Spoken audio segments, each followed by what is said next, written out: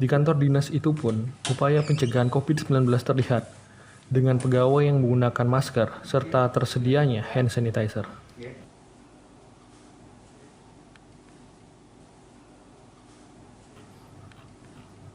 Yuda bergegas melakukan pekerjaannya.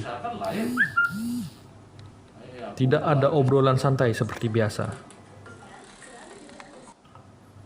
Saat wabah COVID-19 ini merebak, wartawan televisi seperti Yuda harus tetap bertemu narasumber. Karena tidak semua narasumber bisa menggunakan aplikasi percakapan jarak jauh.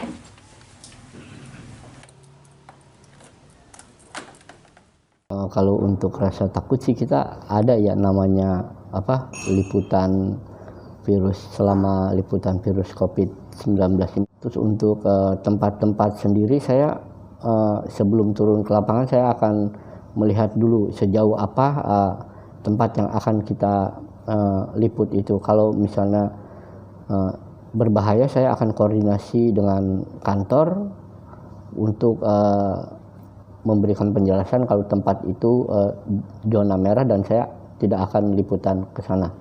Liputan rapid test ABK itu ya, saya deg-degan banget sebenarnya, takut ada sesuatu yang terjadi, tapi kita kembali ke jarak, terus masker, sama hand sanitizer. Perasaan deg-degan selalu ada dan setiap kita melakukan gerakan di lokasi tersebut, berdoa aja.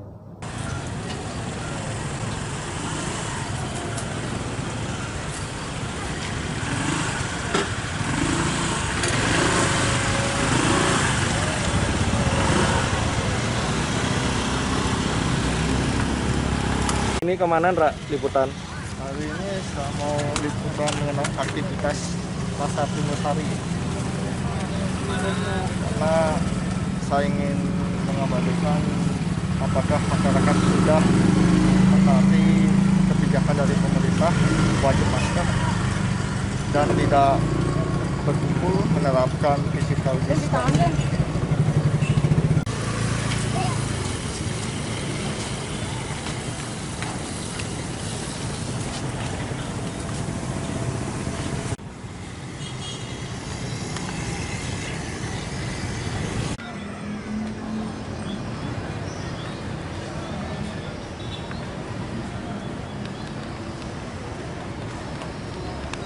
Nyoman Hendra, yang merupakan fotografer di Lembaga Kantor Berita Nasional Antara Biro Bali, juga harus turun ke lapangan untuk liputan di tengah pandemi.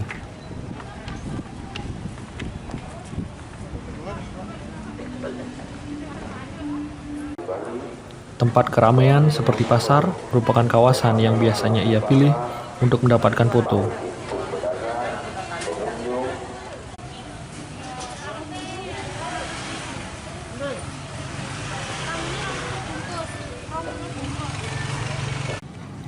Dalam situasi seperti ini, wartawan seperti Nyoman Hendra harus bisa menjaga diri.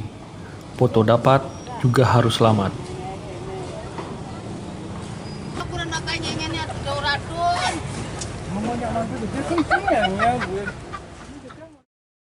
Saya harus menjaga jarak atau physical distancing. Apalagi melihat kerumunan itu, saya minimal motret itu di jarak 5 meter sampai 10 meter. Contohnya kalau kita mutu ada di keramaian ya, kayak di terminal, pasar itu kadang-kadang kita mendapatkan momen yang tepat tuh kan harus menunggu tuh. Itu kadang-kadang kita tuh ada rasa takut loh. Kita menunggu mencari momen yang pas tuh kalau tidak sesuai dengan perasaan tuh, tidak sesuai dengan hati kita, keinginan kita itu kadang-kadang nggak ingin berhenti motret tuh.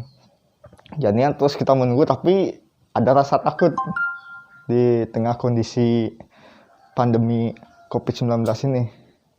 mungkin ada sedikit rasa cemas, was-was ya, apalagi ada bagian tubuh yang terasa sakit itu kadang-kadang kita berpikir, wah ini kenapa ini?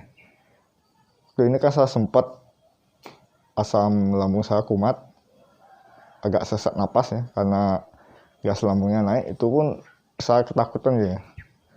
Wah ini ada gejala pandemi COVID atau bagaimana? Jadinya esok harinya saya langsung ke puskesmas periksa tuh.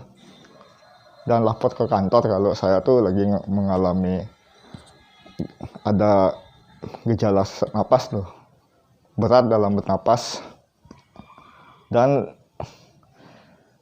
saya juga mau mampir ke rumah keluarga, saudara tuh juga takut.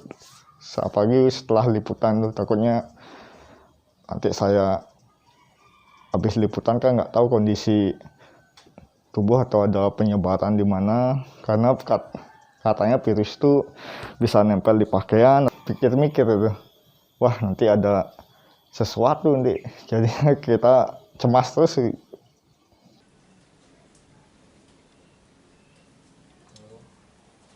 Gimana bro? Di rumah aja. Berbeda dengan Hairul Amri yang merupakan wartawan harian Bali Express, ia masih bisa tetap bekerja meski hanya ada di rumah. Ia berkutat mencari informasi di internet.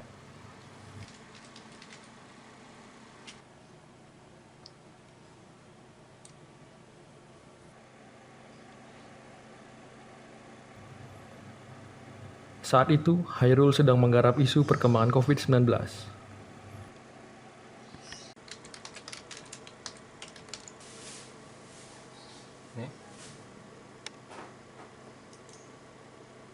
Tapi, menurut Hairul, kerja di rumah atau work from home tidak akan bisa maksimal. Yang pasti sulit, karena kita nggak ketemu langsung sama narasumbernya. Cari data tambahan kadang-kadang untuk meyakinkan itu, karena kan durasi kita ketika nelpon terbatas. Kadang-kadang kita juga nggak tahu suasana atau atmosfer narasumber kita seperti apa, lingkungan kerja mereka seperti apa itu.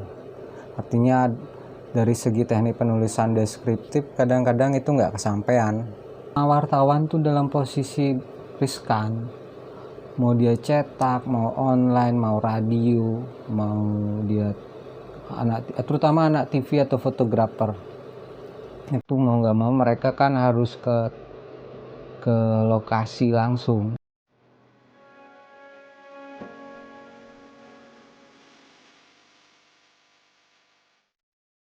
Yuda, Hairul, dan Hendra adalah contoh kecil bagaimana kerja wartawan yang rentan.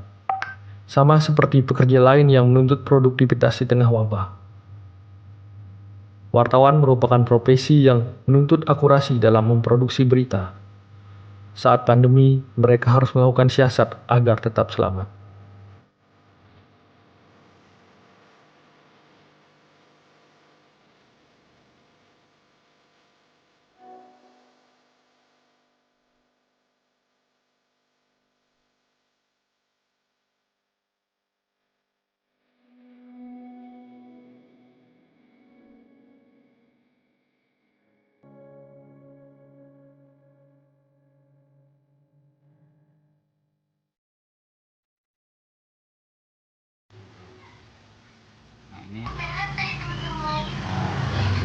Apa ini mas?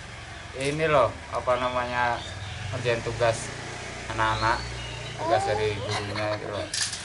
Banyak juga, orang tua juga yang repot. Oke guys, banyak kan nonton YouTube. Jurnalis itu salah satu yang rentan selain apa namanya dari petugas medis sendiri gitu ya. Petugas medis itu ya langsung berhadapan, dan kita sangat mungkin untuk langsung berhadapan juga, bisa berhadapan dengan pasien, bisa dengan tenaga medis, bisa dengan banyak kejadian-kejadian di lapangan yang kalau kita tidak cukup hati-hati bisa kita yang kena juga. Dalam kasus Bali kan yang di Imam Bonjol itu kan juga, itu kalau jurnalis tidak cukup hati-hati itu kemungkinan bisa banyak yang kena itu. Aliansi Jurnalis Independen juga menggalang dana untuk anggotanya. Dana ini diutamakan pada wartawan yang berstatus bukan karyawan. Jenis bantuan dalam program ini berupa pemberian alat perlindungan diri untuk liputan dan bantuan dana untuk yang terdampak corona. Untuk bantuan dana terdiri dari 2 jenis. Pertama, senilai 1,5 juta untuk wartawan yang menjalani isolasi mandiri. Kedua, dengan nilai 2,5 juta untuk wartawan yang sempat dirawat di rumah sakit karena terdampak corona. Kita di AJ sendiri juga membuat protokol untuk jurnalis dalam melakukan peliputan gitu. Jadi ada banyak pembatasan, diantaranya ya menjauhi zona-zona merah, terus menggunakan sarana-sarana aplikasi online atau seperti apa dalam melakukan peliputan. Jadi mengurangi kehadiran fisik gitu ya. Belum ada yang tahu kapan akhir COVID-19 di Indonesia. Namun, wartawan seperti Yuda, Hairul, dan Hendra tetap akan bekerja meski dalam ancaman wabah corona.